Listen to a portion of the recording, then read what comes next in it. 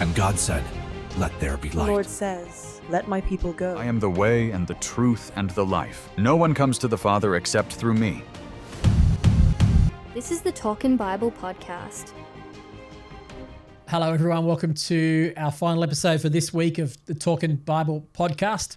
And this week we are talking about living our lives in such a way that we live with one eye on eternity, that we make sure that the way we spend our time and our talent and our treasure is forward focused, is moving in a direction that will leave a kingdom legacy after we are gone, and ultimately will bring us into our eternal reward. The Bible talks about an eternal reward many times.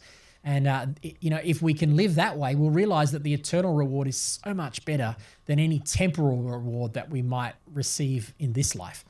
It might be nice to have nice things and do good things and have comfort in this world and have people pat us on the back. Well, Jesus would say, hey, if you do that, you're going to receive your reward, sure, but you're missing out on eternal reward. So Jesus is always encouraging his people to look forward. And I'm going to read some words from Hebrews chapter 12 today. Not all of the words in chapter 12, but just a few. And it talks about running the race with perseverance, running like with our eye on the prize, the eternal prize, if you like. The finish line is eternity. And we are running, we're in the race, and Paul is, it's not Paul here, the writer to the Hebrews, whoever it is encouraging us to keep running, keep focusing our life on the right thing. And he or she, whoever this author is, says, therefore, since we are surrounded by such a great crowd of witnesses to the life of faith, let us strip off every weight that slows us down, especially the sin that so easily trips us up, and let us run with endurance the race that God has set before us.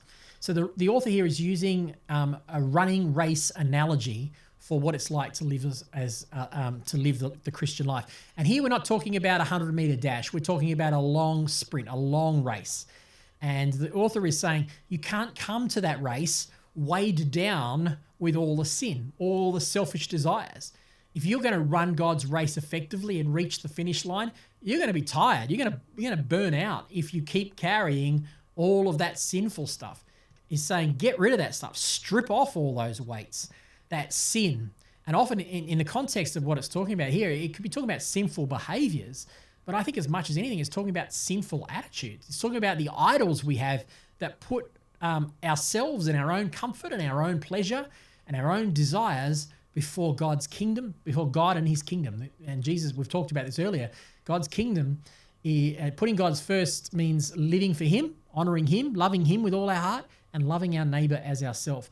And when we keep for ourselves, we're carrying a weight, thinking we're comfortable, but we're in the wrong race, or we're not going to reach the ultimate eternal finish line because we are living for ourselves. And the author is saying, strip all that down, take it all off, and run with endurance. The Christian life, friends, is going to take work. It's going to take endurance. You don't just show up with a gold medal. You run with endurance to get there. You train to get there. And Paul's going to keep saying Paul, the author to Hebrews, is going to continue to reiterate this through some subsequent verses. The author says, well, how do you run with endurance? And they say, well, basically, you do this by keeping our eyes on Jesus, the champion. Lost my place there in my notes. The champion who initiates and perfects our faith. Because of the joy awaiting Jesus, he endured the cross and disregarded its shame. Now he is seated in the place of honor beside God's throne. So Jesus kept his eye on his prize. And actually, if you read in the context of what the author is saying here, what the New Testament is saying, the prize wasn't Jesus somehow in relationship with his Father. I mean, he had that for all eternity. Eternity past, he had that. That's not what it was about. The eye that Jesus had, the prize that Jesus had his eye on, was that through his race, he would find a way for us to get in the race. He would put us on the starting blocks so that we could run our race, and that one day we would sit with him.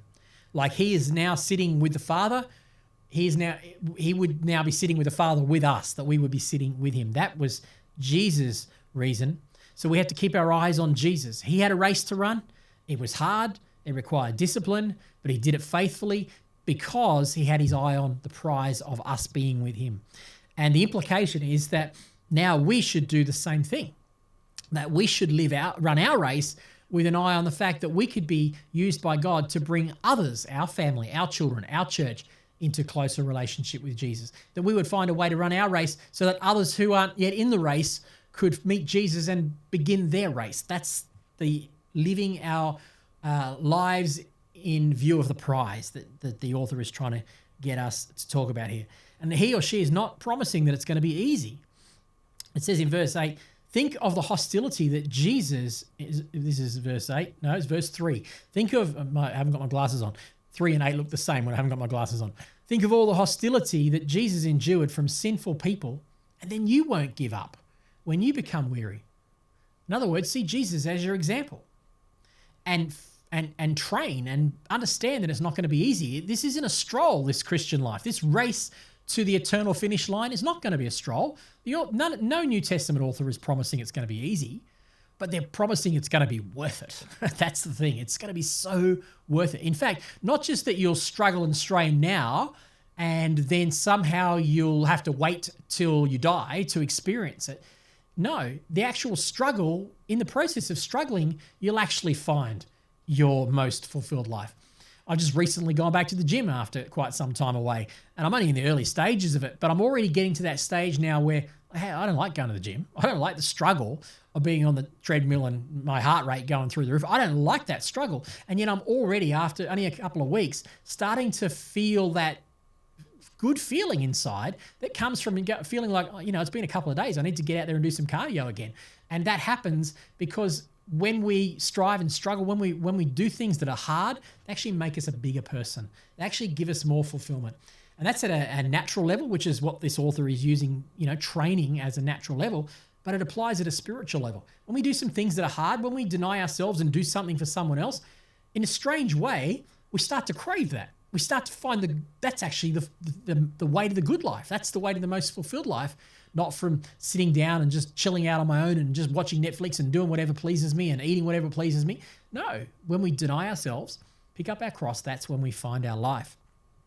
And just like I said, all athletes need to train and discipline themselves, the apostle actually says the same thing about this. He continues this analogy in verse 11. It says, no discipline is enjoyable while it's happening. Like I said, I don't necessarily enjoy my heart rate going through the roof and pushing myself, and sometimes 30 seconds more can feel like an hour more. It's painful.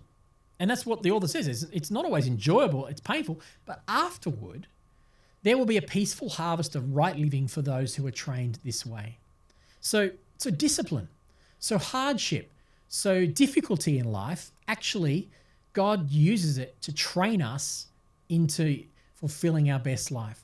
So I think it's worth asking ourselves, when life is hard, keep your eye on the prize. Keep pressing forward. Remember the Apostle Paul in the previous episode said, forgetting what's behind and straining towards what is ahead. Press on. Friends, to live with an eye on eternity isn't easy. It's going to be costly, but it's going to be rewarding. And it's most rewarding to know that you've made a difference in someone else's life. One of my highlights, probably my greatest highlight in my Christian life, is when someone says to me, Rohan, thank you. What you've done or what you've said or what you've done helped me in some way has made a difference for me. I find that incredibly fulfilling.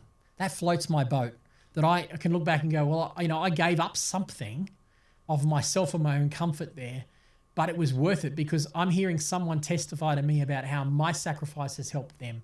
And there's a greater fulfillment in that lasts well beyond the temporal pleasure of what I might have lost by spending that time on myself. So there is something to be gained in this life and in eternity by turning our back on ourselves and our own comfort and living for others. May we be those kind of people and see that all of God's discipline, all of the hardship, all of it is so worth it. And it's actually an investment into God's kingdom that will reap eternal rewards. God bless you. Talk to you on next week's episodes.